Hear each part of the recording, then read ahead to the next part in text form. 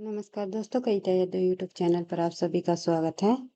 संपूर्ण हिंदी विषय की तैयारी को आगे बढ़ाते हुए हिंदी साहित्य के महत्वपूर्ण प्रश्नों को करते हुए हम आगे बढ़ रहे हैं। प्रैक्टिस सेट की हमने की है शुरुआत, ताकि अधिक से अधिक तथ्यों की आपकी रिवीजन हो सके। बार बार तथ्यों की रिवीजन और निरंतर अभ्यास ही आपको सफलता दिलाएगी। सफलता का राज है निरंतर अभ्यास। इसी उद्देश्य के साथ हम किसी भी स्टेट के अंतर्गत होने वाली टीजीटी पीजीटी संबंधी परीक्षा, एनटीए नेट की परीक्षा या कोई अदर परीक्षा जिसमें हिंदी साहित्य संबंधी प्रश्न पूछे जाते हैं, उन सभी प्रश्नों को बार बार रिवाइज करते हुए आगे बढ़ रहे हैं।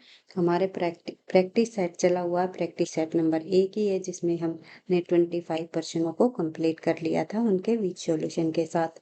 आज की क्लास में और अन्य महत्वपूर्ण एमसीक्यू जितने भी आए हुए प्रश्न है प्लस पीवाईक्यू, इन सभी प्रश्नों को हम जो है इम्पोर्टेंट एमसीक्यू और आए हुए प्रश्नों को पीवाईक्यू को करने की कोशिश करते हैं विद सॉल्यूशन के साथ, ताकि आप परीक्षा में अधिक से अधिक स्कोर कर पाओ। क्योंकि परीक्षाओं में जो प्रश्न पूछे जाते हैं, इन्हीं तथ्यों में से, इन्हीं प्रश्नों में से कहीं ना कहीं किसी न किसी परीक्षा में बार बार रिपीट होते रहते हैं।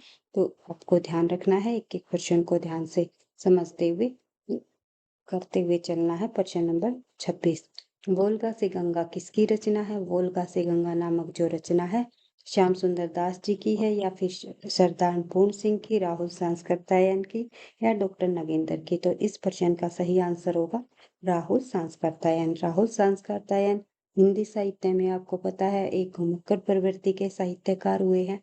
यात्रा साहित्य उन्होंने काफी लिखा है, काफी रचनाएं यात्रा साहित्य संबंधी लिखी है। लेकिन वोल्गा से गंगा नामक जो रचना है, ये इनका एक कहानी संग्रह है। तो ये आपको ध्यान रखना है, कहानी संग्रह है। विधा भी पूछ ली जाती है, क्योंकि राहुल सांस्कृत्यायन ने ज्यादा यात्रा साहित्य लिखा है, इसलिए इनकी ये इम्पोर्टेंट रचना है कहानी संग्रह वोल्गा से गंगा। तो पूछ ली जा सकती है कि ये किस विधा की रचना है।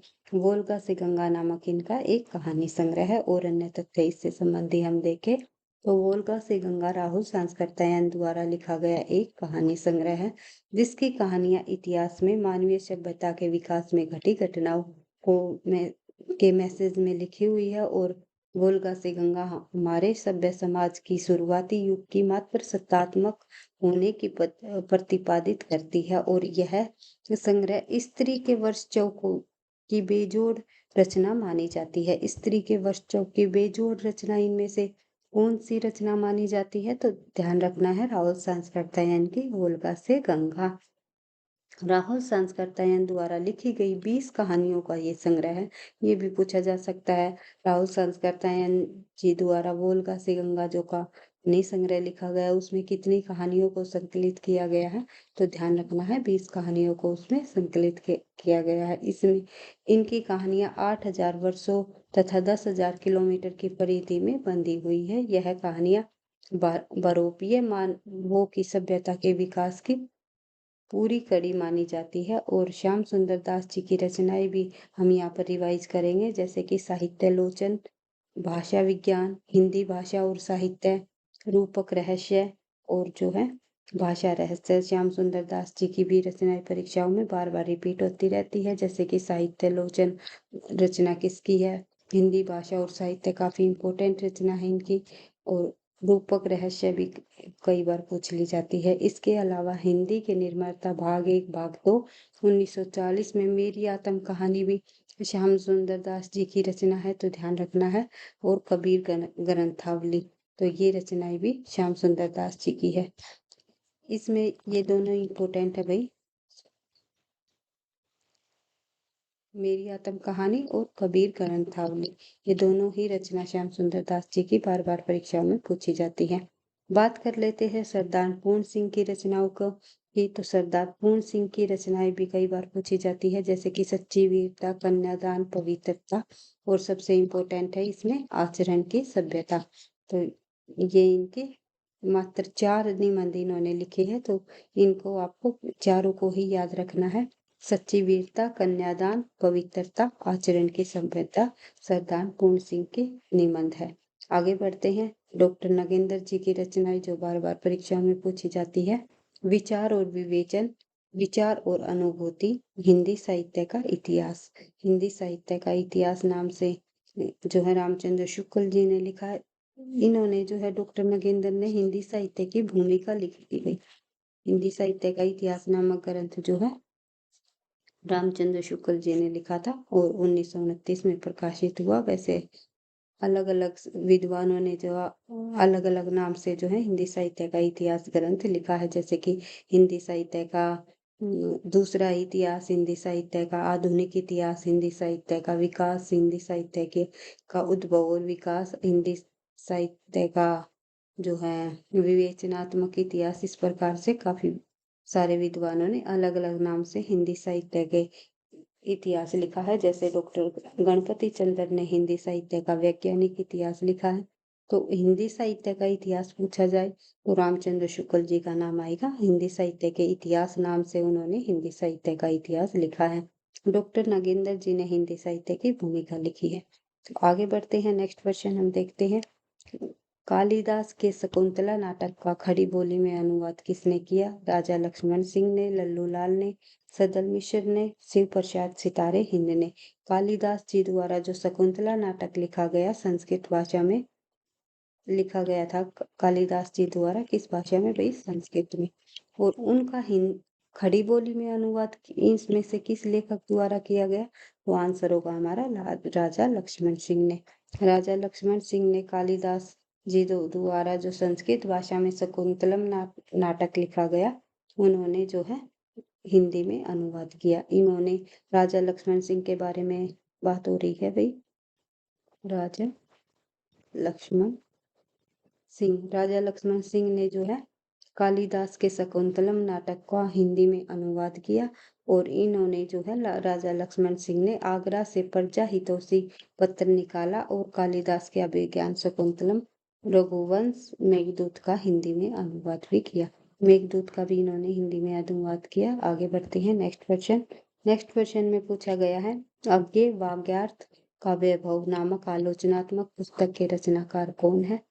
अज्ञे वाग्यार्थ का वैभव नामक आलोचनात्मक जो पुस्तक लिखी है, नामवर सिंह ने लिखी है, राम स्वरूप चतुर्वेदी ने लिखी है, रमेश चंद्र शायन ने लिखी है, या फिर अशोक वाजपेयी ने लिखी है? तो आंसर है हमारा राम स्वरूप चतुर्वेदी। राम स्वरूप चतुर्वेदी जी द्वारा अज्ञे वाग्यार्थ का वैभव नामक जो है आलोचनात्मक ग्रंथ लिखा है। चतुर्वेदी ने, राम स्वरूप चतुर्वेदी जी ने अज्ञे के काव्य की भाषा शिल्प का अत्यंत सूक्ष्म विश्लेषण जो है इस पुस्तक में किया है। आगे बढ़ते हैं, नेक्स्ट क्वेश्चन। क्वेश्चन नंबर 29 पूछा गया है, बिहारी की वाग विभूति नामक ग्रंथ के रचयिता कौन है? बिहारी की वाग विभूति नामक ग्रंथ पदम सिंह शर्मा की है, लाला भगवान दिन की है, विश्वनाथ प्रसाद मिश्र की है, या कृष्ण बिहारी मिश्र की है? तो सही आंसर है हमारा विश्वनाथ प्रसाद मिश्र। विश्वनाथ प्रसाद मिश्र ने बिहारी के काव्य सौंदर्य और उनकी कलात्मक निपुणता का बहुत गंभीर विवेचन किया है इस ग्रंथ में, तो ध्यान रखना है। आगे बढ़ते हैं, इसमें से कौन सा कवि भारतेंदु मंडल के नहीं है? राम नरेश त्रिपाठी, प्रताप नारायण मिश्र, बद्री नारायण चौधरी प्रेमघन, या फिर जगमोहन? ये थोड़ा टाइप की मिस्टेक है, जगमोहन है भाई ये।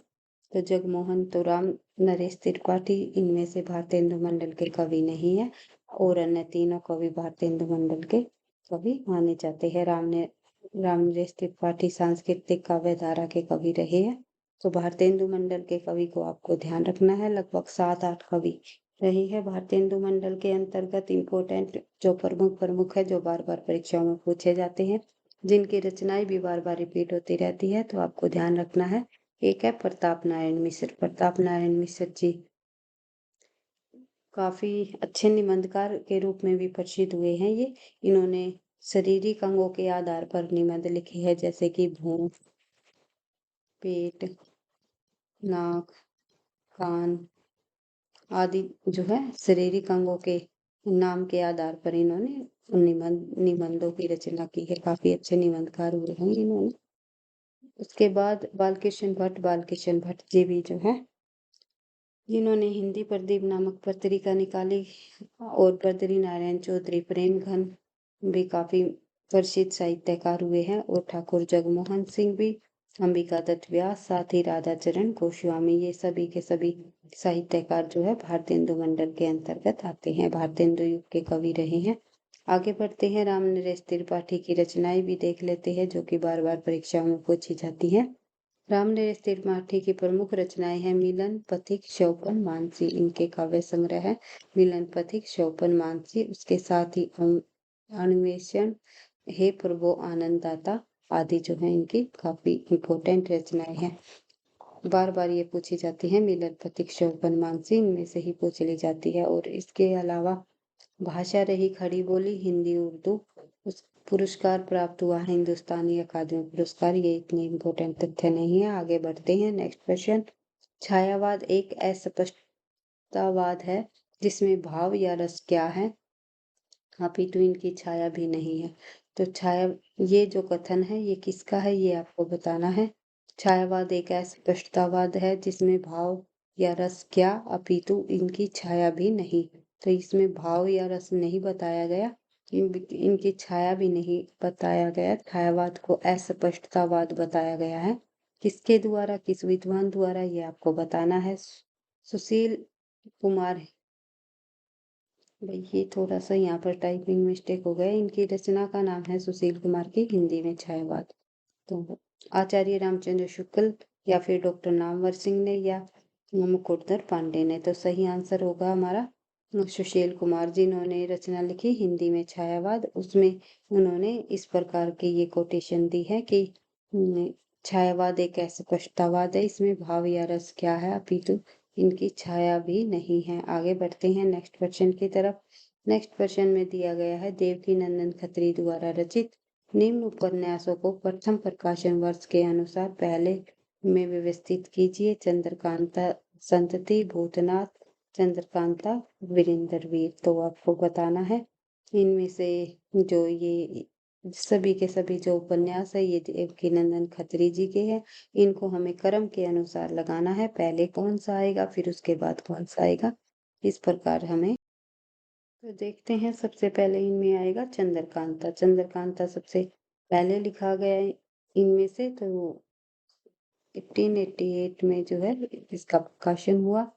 और साथ ही इतना प्रसिद्ध उपन्यास हुआ देवकी नंदन खत्री जी का ये कि हिंदी भाषियों ने भी उन्होंने इस उपन्यास को पढ़ने के लिए हिंदी सीखनी पड़ी थी। तो चंद्रकांत आएगा पहले, फिर वीरेंद्र वीर आएगा, फिर नरेंद्र मोहनी आएगा, उसके बाद चंद्रकांता संतति, सबसे लास्ट में 1907 में जो है भूतनाथ लिखा गया। तो देखते हैं एक बार इनको सीक्वेंस से लगा करके आंसर क्या होगा। आंसर हमारा ए हो जाएगा, पहले सी आएगा चंद्रकांता, फिर जो है नरेंद्र मोहनी आएगा भाई पहले ई, और फिर डी आएगा वीरेंद्र वीर, फिर उसके बाद चंद्रकांता संतति, फिर भूतनाथ, सबसे अंत में भूतनाथ आएगा।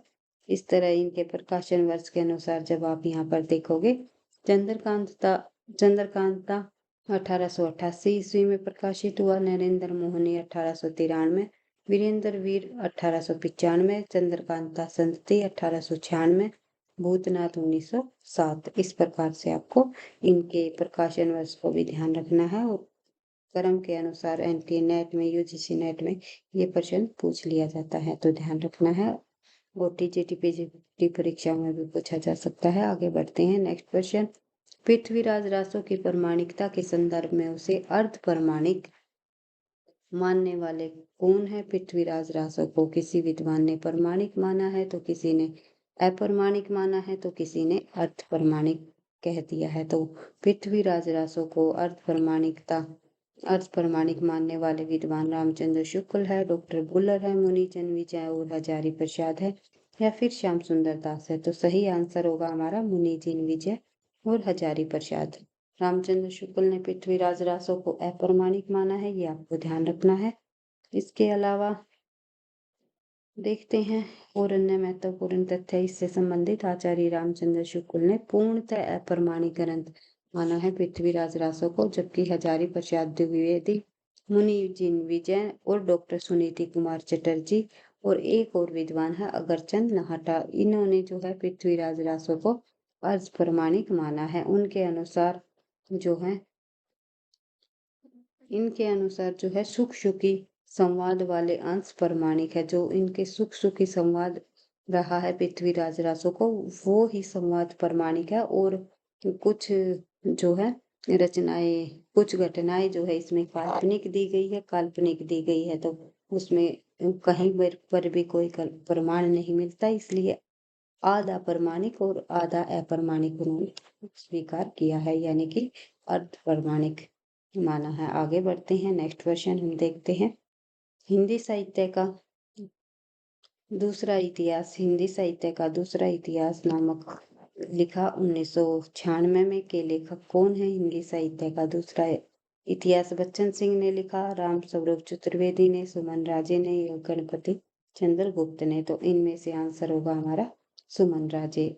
बच्चन सिंह का हिंदी साहित्य का आधुनिक इतिहास है, गणपति का वैज्ञानिक इतिहास है, तो ध्यान रखना है, बार बार रिवाइज करते रहना है। डॉक्टर बच्चन सिंह ने रामचंद्र शुक्ल के इतिहास के ढांचे से हटकर साहित्य को नए सिरे से परिभाषित किया है, करने का प्रयास किया है। सॉरी भाई, हिंदी साहित्य का दूसरा इतिहास नामक, माफी चाहूंगी भाई, मैं थोड़ा कंफ्यूज हो गई इस प्रश्न में। तो हिंदी साहित्य का जो दूसरा इतिहास है वो सुमन राजे का नहीं है, बल्कि सुमन राजे का है हिंदी साहित्य का आधा इतिहास, आधा इतिहास। माफी चाहूंगी भाई, थोड़ा जल्दबाजी में प्रश्न गलत कर दिया। हिंदी साहित्य का दूसरा इतिहास भी जो है बच्चन सिंह जी द्वारा ही लिखा गया, तो देख सकते हैं बच्चन सिंह ने रामचंद्र शुक्ल के इतिहास के ढांचों से हटकर साहित्य को नए सिरे से परिभाषित करने का प्रयास किया है इस ग्रंथ में। आगे बढ़ते हैं, नेक्स्ट क्वेश्चन हम देखते हैं। प्रश्न नंबर 35, तुलसी गंग दो भय सु कविन को सरदार, इनके काव्य इनके काव्य में मिली भाषा विविध प्रकार की पंक्तियां किस कवि की है? तुलसी गंग दो भय सु कविन को सरदार, तो बिहारी की है, घनानंद की है, मतीराम की है, या फिर भिखारी दास की है? तो सही आंसर है हमारा, ये काफी प्रसिद्ध पंक्ति है भिखारी दास जी की। आगे बढ़ते हैं, भिखारी दास की अन्य रचनाएं हम देखते हैं। शब्द नाम प्रकाश कोश, रस श्रृंगार काव्य निर्णय इनकी इम्पोर्टेंट रचना है, काफी बार पूछी जाती है। शतरंज शतीका भी भिखारी दास की रचना है, और विष्णु पुराण, ये रचनाएं जो है भिखारी दास जी की हैं। भिखारी दास जो कृत छंदावर्ण पिंगल हिंदी में सर्वाधिक विस्तृत छंद विवेचन वाला ग्रंथ है। ये पूछ लिया जाता है भिखारी दास का इनमें से छंद विवेचन नामक ग्रंथ कौन सा है? तो छंदावर्ण पिंगल जो है, साउंड नहीं निकल पा रही, वही माफी चाहूंगी। तो छंदावर्ण पिंगल नामक ग्रंथ सर्वाधिक छंद विवेचन वाला ग्रंथ माना जाता है भिखारी दास का। भिखारी दास जो है रीतिकाल के काफी प्रसिद्ध कवि हुए हैं, रीतिबद्ध कवियों में शामिल है। आगे बढ़ते हैं, नेक्स्ट क्वेश्चन हम देखते हैं। बिहारी सतसई किसके आधार पर रचित है? तो मतीराम सतसई पर, तुलसी सतसई पर, गाथा सप्तशती और रहीम सतसई। तो बिहारी सतसई का जो आधार ग्रंथ है ये गाथा सप्तशती है, तो ये आपको ध्यान रखनी है। आगे बढ़ते हैं, बिहारी सतसई कवि बिहारी की रचना है और यह मुक्तक काव्य है। इसमें रामचंद्र शुक्ल ने इसके संबंध में ये कथन भी कहा हुआ है कि एक प्रबंध काव्य विस्तृत वन सथली है, तो मुक्तक जो है चुना हुआ गुलदस्ता। तो बिहारी जी के ही बिहारी सतसई पर जो है उन्होंने ये कथन बोला था रामचंद्र शुक्ल जी ने, तो ध्यान रखना है, यह एक इनका मुक्तक काव्य है।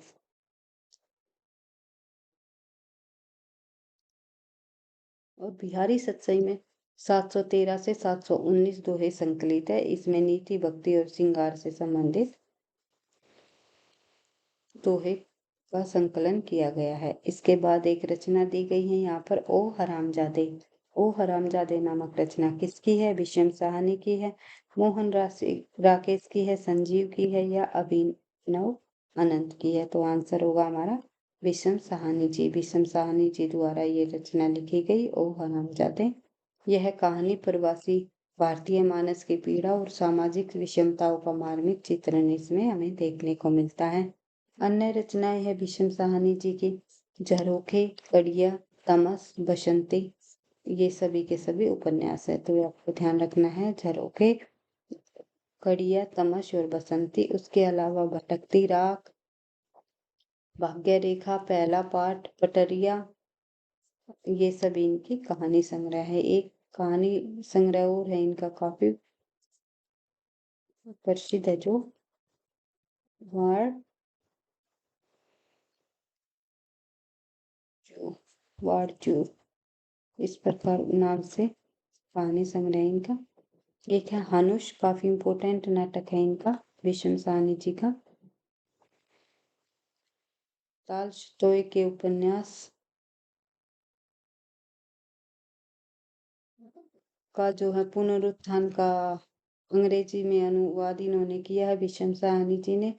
तमस पर इन्हें साहित्य अकादमी पुरस्कार भी प्राप्त हो चुका है, तमस पर, तमस उपन्यास पर। और राष्ट्रीय मैथिली शरण गुप्त सहित और काफी सारे जो है उपन्यास इन्हें मिले हैं। एक है रचना डायन। डायन कहानी के रचनाकार कौन है, तो एक आपको ध्यान रखना है। डायन कहानी भी जो है भीष्म साहनी जी द्वारा ही लिखी गई। डायन कहानी के रचनाकार भीष्म साहनी है, 1998 में प्रकाशित है। लेकिन अगर आपसे पूछ लिया जाए, फणीश्वर नाथ जी द्वारा डायन कोशी नामक एक रिपोर्तराज भी लिखा है।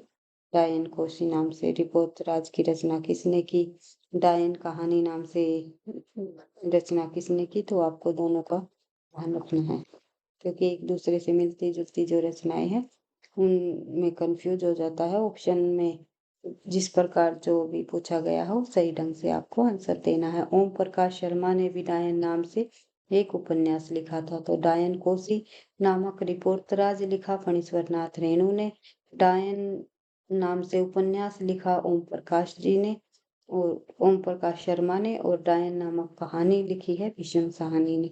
आगे बढ़ते हैं। नेक्स्ट क्वेश्चन भी भीष्म साहनी से ही संबंधित है, तो देख लेते हैं क्या पूछा गया है। भीष्म साहनी को तमस उपन्यास के लिए 1975 में जो पुरस्कार से सम्मानित किया गया, कौन सा सम्मान दिया गया तमस उपन्यास पर भीष्म साहनी जी को, तो व्यास सम्मान, साहित्य अकादमी सम्मान, सरस्वती सम्मान या ज्ञानपीठ सम्मान। तो आप लोगों ने अभी देखा ही है, तमस पर इन्हें साहित्य अकादमी पुरस्कार प्राप्त है। कब प्राप्त हुआ, 1975 में, ये भी आपको ध्यान रखना है। आगे बढ़ते हैं। 1975 में तमस के लिए साहित्य अकादमी पुरस्कार दिया गया भीष्म साहनी जी को। नेक्स्ट क्वेश्चन है प्रश्न नंबर 40। भीष्म साहनी ने किस उपन्यास के माध्यम से 3 पीढ़ियों की सामाजिक सांस्कृतिक चेतना के कार्मिक का प्रमाणिक इतिहास प्रस्तुत किया गया है। कुंतों का, झरोखे का, मायादास की माड़ी का, या फिर तमस का। तो 3 पीढ़ियों की सामाजिक सांस्कृतिक का कर्मिक विकास हमें किस रचना में देखने को मिलता है, ध्यान रखना है। तमस में जो है, तमस उपन्यास के माध्यम से 3 पीढ़ियों के सामाजिक सांस्कृतिक के कार्मिक विकास का प्रमाणिक इतिहास हमें देखने को मिलता है। भीष्म साहनी के प्रमुख उपन्यास झरोखे, तमस, बसंती, मायादास की माड़ी, कुंतो, और एक है नीलिमा, नीला फिर।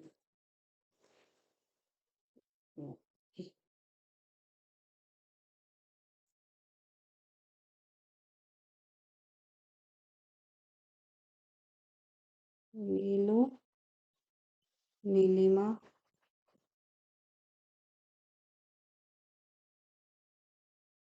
ठीक है, नीलो पर। तो ये एक ही रचना का नाम है, नीलू, नीलिमा, नीलोफर। ये भी भीष्म साहनी जी के उपन्यास है। तो कुंतो भी काफी इम्पोर्टेंट उपन्यास रहा है इनका। मायादास की माड़ी, मैया दास की माड़ी, तो ये भी आपको ध्यान रखना है। इसके अलावा आगे बढ़ते हैं। प्रश्न नंबर 41। आचार्य भरत मुनि ने काव्य गुणों की कितनी संख्या मानी है, तो भरत मुनि के अनुसार जो काव्य गुण बताए हैं वे 10 बताए हैं, ये आपको ध्यान रखना है। और काव्य दोष भी इन्होंने 10 ही माने हैं, तो ये दोनों प्रश्न आपको ध्यान रखने हैं। गुणों की संख्या और दोष की संख्या इन्होंने 10 10 स्वीकार की है भरत मुनि जी द्वारा। तो अलग अलग विद्वानों ने काव्य गुणों की संख्या अलग अलग बताई है। तो सामान्य रूप से हम देखें तो मुख्य रूप से सामान्यतः काव्य के 3 गुण माने जाते हैं, माधुर्य, ओज और प्रसाद। लेकिन विभिन्न विद्वानों द्वारा जो गुणों की संख्या मानी गई है, दंडी ने भी 10 बताई है, जितने की भरत मुनि ने बताई है। भरत मुनि और जो है दंडी, इन दोनों ने 10 बताई है काव्य गुणों की संख्या। वामा ने 3 बताई है, वामन ने डबल कर दी है, 10 से 20 बता दी गई है। उसके अलावा आनंदवर्धन ने भी 3 बताई है, ध्वनिवादी आचार्य रहे हैं आनंदवर्धन, भामा अलंकारवादी आचार्य रहे हैं। मम्मट जी ने भी 3 बताई है, भोजराज ने 24 बता दी, विश्वनाथ ने भी 3 बताई है। तो सामान्य रूप से मुख्य रूप से 3 ही मानी जाती है काव्य गुणों की संख्या, माधुर्य, ओज और प्रसाद। तो इस प्रकार से आपको ध्यान रखना है। और जो जैसे कि भरत मुनि हुए, दंडी हुए, उन्होंने 10-10 बता दी है भरत मुनि, और दंडी ने काव्य गुणों की संख्या कितनी बताई है, 10। और साथ ही जो है वामन की बात करें तो वामन ने इन्हें 20 बता दिया, और अन्य विद्वानों ने जो है 3-3 मानी है। एक विद्वान और हुए हैं जिन्होंने 24 बता दी है, नाम है भोजराज। आगे बढ़ते हैं नेक्स्ट क्वेश्चन की तरफ। नेक्स्ट क्वेश्चन में क्या दिया गया है, जगन्नाथ ने भी 3 मानी है काव्य गुणों की संख्या। अलंकार संप्रदाय के प्रवर्तक कौन रहे हैं, दंडी, भामह या फिर मम्मट या भरत मुनि। तो अलंकार संप्रदाय के प्रवर्तक भामह रहे हैं, 6ठी शताब्दी के विद्वान रहे हैं ये, आपको पता ही है। तो देखते हैं, काव्य अलंकार इन्होंने ग्रंथ लिखा है, काफी प्रसिद्ध ग्रंथ हुआ है इनका काव्य अलंकार, अलंकार से संबंधित ग्रंथ है। और एक है काव्य अलंकार सूत्रवृत्ति। ये ग्रंथ किसका है, आपको कमेंट बॉक्स में अवश्य लिख करके बताना है। ये आज का आपके लिए होमवर्क रहेगा। तो एक भी क्वेश्चन का आंसर नहीं देते आप कमेंट बॉक्स में, जो भी मैं पूछती हूँ उसका आंसर आप दिया करो भाई कमेंट बॉक्स में, क्योंकि जब आप आंसर दे देते हो किसी प्रश्न का, तो अगर वो प्रश्न परीक्षा में आ जाता है तो आपका कभी भी गलत नहीं होता, वो ठीक ही रहेगा। तो आपको ध्यान रखना है, आंसर अवश्य दिया करो कमेंट बॉक्स में, क्योंकि मैं उन्हीं प्रश्नों को पूछती हूँ जो बार बार परीक्षाओं में रिपीट होते हैं, जो परीक्षा की दृष्टि से काफी इम्पोर्टेंट है, एक्सपेक्टेड प्रश्न होते हैं, आने की संभावना होती है। तो काव्य अलंकार के रचयिता भामा जी है, इन्होंने संस्कृत काव्य शास्त्र के अलंकार संप्रदाय का प्रवर्तन किया है। भामा का जो समय है वो 6ठी शताब्दी माना जाता है। उन्होंने काव्य की भाषा की परिभाषा देते हुए कहा है, शब्दार्थो सहितो काव्यम। शब्दार्थो सहितो काव्यम अर्थात शब्द और अर्थ के सहभाव से ही काव्य बनता है, काव्य है। तो शब्द और अर्थ जो इसमें बताया गया है, दोनों के योग से ही जो है काव्य की रचना होती है। शब्दार्थो सहितो काव्यम, ये किसने कहा है, भामा ने। शब्दार्थो काव्यम, एक इसी से मिलती जुलती एक पंक्ति और है भाई, शब्दार्थों काव्यम, सही शब्द निकाल दिया गया है। अगर ये पूछ लिया जाए तो ये रुद्रट की है। आगे बढ़ते हैं, नेक्स्ट पॉइंट हम देखते हैं, भारतीय काव्य शास्त्र के प्रमुख संप्रदाय, रस संप्रदाय आचार्य भरत मुनि जी द्वारा दिया गया, जो कि 2री शताब्दी के विद्वान रहे हैं। अलंकार संप्रदाय आचार्य भामा जी जो कि 6ठी शताब्दी के विद्वान रहे हैं। रीति संप्रदाय वामन जो कि 8वीं शताब्दी के विद्वान रहे हैं। और ध्वनि संप्रदाय आनंदवर्धन जो कि 10वीं शताब्दी के विद्वान माने गए हैं। वक्रोक्ति कुंतक जी द्वारा, औचित्य क्षेमेंद्र जी द्वारा दिया गया। ये प्रमुख 6 संप्रदाय रहे हैं भारतीय काव्य शास्त्र के। तो इनको आपको ध्यान रखना है, और इनके जो है किसने चलाए, इनको भी आपको ध्यान रखना। आगे बढ़ते हैं, नेक्स्ट क्वेश्चन सही क्रम पूछ लिया है काव्य संप्रदाय का, जो कि अभी हमने पढ़ा था। तो सबसे पहले आएगा रस, तो इसमें से सी ऑप्शन कट जाएगा, सब फिर आएगा अलंकार संप्रदाय। उसके बाद हमारा जो है एक में ही आंसर होगा हमारा 20, रस संप्रदाय भामा जी द्वारा दिया गया, और जो है दूसरी शताब्दी अलंकार भामा जी द्वारा दिया गया। छठी शताब्दी रीति संप्रदाय वामन जी का है। फिर आया वक्रोक्ति संप्रदाय, फिर 9वीं शताब्दी आया धावनी संप्रदाय, फिर औचित्य संप्रदाय 10वीं 11वीं शेमेंद्र। आगे बढ़ते हैं, नेक्स्ट क्वेश्चन हम देखते हैं, निम्नलिखित में से किस आचार्य ने अलंकार और अलंकार कार्य में अभेद माना है? अलंकार और अलंकार कार्य में अभेद इनमें से किस विद्वान ने माना है? तो नाम होगा हमारा आचार्य रामचंद्र शुक्ल जी का। उन्होंने अलंकार और अलंकार कार्य में कोई भेद नहीं माना। तो आगे बढ़ते हैं, नेक्स्ट क्वेश्चन देख लेते हैं, नाट्य शास्त्र के प्रणेता कौन है? नाट्य शास्त्र जो है काफी प्रसिद्ध ग्रंथ हुआ है संस्कृत आचार्य का, जिसका नाम है भरत मुनि। भरत मुनि जी का काफी प्रसिद्ध ग्रंथ रहा है नाट्य शास्त्र, तो ध्यान रखना है। आगे बढ़ते हैं, इस ग्रंथ को शास्त्रीय भारतीय नृत्य और रंगमंच की नींव माना जाता है। नाट्य शास्त्र संस्कृत में रचित है और इसमें 36 अध्याय है। इसमें कुल जो है 6000 श्लोक दिए गए हैं। आगे बढ़ते हैं, नेक्स्ट क्वेश्चन देख लेते हैं, विभावानुभाव व्यभिचारी संयोगाधारस निष्पत्ति। विभाव अनुभाव और व्यभिचारी भावों के संयोग से रस की निष्पत्ति होती है। ये प्रतिपादन किसने दिया? ये जो सूत्र दिया है रस के संबंध में भरत मुनि जी ने, तो ये भी आपको ध्यान रखना है। कुलानंद के रचयिता कौन है? कुलानंद नामक जो रचना है काफी इंपॉर्टेंट रचना है, परीक्षाओं में कई बार पूछ ली जाती है। तो अभ्य दीक्षित जी की ये रचना है। आगे बढ़ते हैं, नेक्स्ट क्वेश्चन, हिंदी का प्रथम रिपोर्ट राज लक्ष्मीपुरा किस पत्रिका में प्रकाशित हुआ? हंस में, रूपक में, सरस्वती में या फिर विशाल भारत में? तो सही आंसर होगा हमारा रूपक पत्रिका में जो है हिंदी का प्रथम रिपोर्ट राज लक्ष्मीपुरा को प्रकाशित किया गया। आगे बढ़ते हैं, शिवदास चौहान जी द्वारा लिखा गया प्रथम रिपोर्ट राज लक्ष्मीपुरा, तो ये जो है इनका भी आपको ध्यान रखना है। लक्ष्मीपुरा 1938 में रूपक पत्रिका में प्रकाशित किया गया। लक्ष्मीपुरा नाम से जो रिपोर्तराज लिखा है हिंदी का प्रथम रिपोर्तराज माना जाता है, और साहित्यकार लेखक रहेंगे इसके शिवदास सिंह चौहान। रिपोर्तराज मूल से फ्रांसीसी भाषा का शब्द है, तो ये भी आपको ध्यान रखना है। आगे बढ़ते हैं, नेक्स्ट क्वेश्चन, बनारसी दास जैन कृत अर्थ कथानक 1641 ईस्वी की जो रचना की काव्य भाषा क्या है?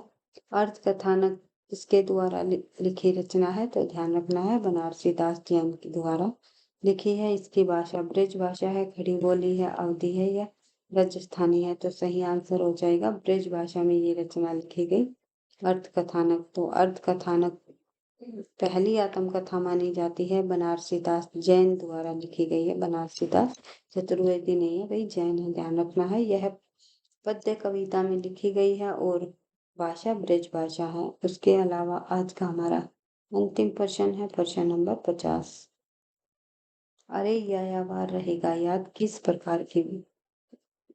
प्रकार की विधा है, यानी कि किस विधा की रचना है, या ऐसे पूछा जा सकता है। अरे या बार रहेगा किस विधा की रचना है? एक संस्मरण है, रेखा चित्र है, यात्रा वृत्तांत है, आत्मकथा है। जैसे कि मैंने आपको बताया था हिंदी साहित्य में प्रसिद्ध साहित्यकार वे हैं राहुल सांस्कृत्यायन, लेकिन राहुल सांस्कृत्यायन के अलावा और अन्य साहित्यकार भी जो है यात्रा साहित्य, और अन्य साहित्यकारों ने भी यात्रा साहित्य लिखा है, तो ध्यान रखना है ये राहुल सांस्कृत्यायन जी का नहीं है। अरे यायावार रहेगा याद यात्रा वृत्तांत है अक्की जी का। कहीं आप राहुल सांस्कृत्यायन लगाया तो ध्यान रखना है अज्ञे जी का है ये। इसके अलावा सचिनानंद हीरानंद वात्स्यायन इनका पूरा नाम है। अज्ञे द्वारा रचित यायावार रहेगा याद रचना 1953 में कब प्रकाशित हुई? 1953 में, और जिसमें स्वदेश भारत की यात्राओं का वर्णन है। इसका अंत अलोरा की गुफाओं में इतिहास खोजने की कोशिश से हुआ है। एक बूंद सहसा उछली भी जो है केजी की, और अन्य यात्रा वृत्तांत है, ये भी पूछा जा सकता है। ये विधा पूछ ली जाती है कई बार, एक बूंद सहसा उछली नामक किस विधा की रचना है अज्ञे जी की? तो ध्यान रखना है ये भी इनका एक यात्रा वृत्तांत है अज्ञे जी का। तो आज की क्लास में केवल इतने ही क्वेश्चनों को हम करेंगे। आज का प्रैक्टिस सेट हमारा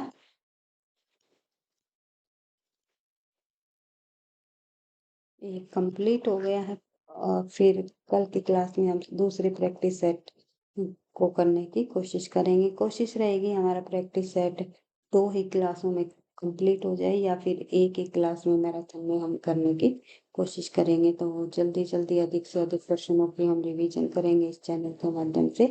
जो बच्चा जुड़ना चाहते हैं तो हमारे इस चैनल से जुड़ करके अपने क्वेश्चन उत्तरों की अच्छे से रिवीजन कर सकते हो, तैयारी कर सकते हो। वैसे तो आप लोगों ने इंग्लिश साहित्य से संबंधित काफी सारे प्रश्नों को कंप्लीट कर ही लिया होगा। परीक्षा से पहले जितने अधिक प्रश्न की आप रिवीजन कर पाओ उतना ही सही रहेगा आपके परीक्षा में स्कोर बढ़ाने के लिए। तो अंत में सिर्फ इतना ही कहना चाहूंगी, अगर आपको ये प्रश्न पसंद आते हैं, वीडियो पसंद आती है तो प्लीज वीडियो को आप लाइक करें और अधिक से अधिक शेयर करें, चैनल को सब्सक्राइब करें ताकि नोटिफिकेशन आपको समय पर मिलता रहे। और हमारी जो पोस्ट है, पोस्ट पर भी मैं इस सीरीज से जो है एक एक करके वहां पर आंसर पूछती हूँ। अवश्य ही प्रश्नों का आंसर दिया करो और साथ में कमेंट भी अवश्य किया करो, क्योंकि तथ्यों की बार बार रिवीजन से ही जब आप बार बार रिवाइज करते हैं, इम्पोर्टेंट प्रश्नों को बार बार पढ़ते हैं तो ही आपको वो पक्के जो है याद रह पाएंगे, अन्यथा आप कंफ्यूज हो जाते हो। ऑप्शन जब 4 ऑप्शन आपके सामने होते हैं तो आता हुआ प्रश्न भी हमारा कई बार जो है गलत हो जाता है बिना रिवीजन के कारण। तो सिर्फ इतना ही कहना चाहूंगी, तथ्यों की बार बार रिवीजन से ही आपको सफलता मिलेगी। सफलता का राज है निरंतर अभ्यास। इसी उद्देश्य के साथ हम आगे बढ़ते रहेंगे, अधिक से अधिक क्वेश्चनों का अभ्यास करते रहेंगे। और वीडियो पसंद आई तो लाइक करना, दोस्तों के साथ शेयर करना, चैनल पर पहली बार हो तो सब्सक्राइब कर लेना, पढ़ते रहना, आगे बढ़ते रहना। थैंक यू, धन्यवाद।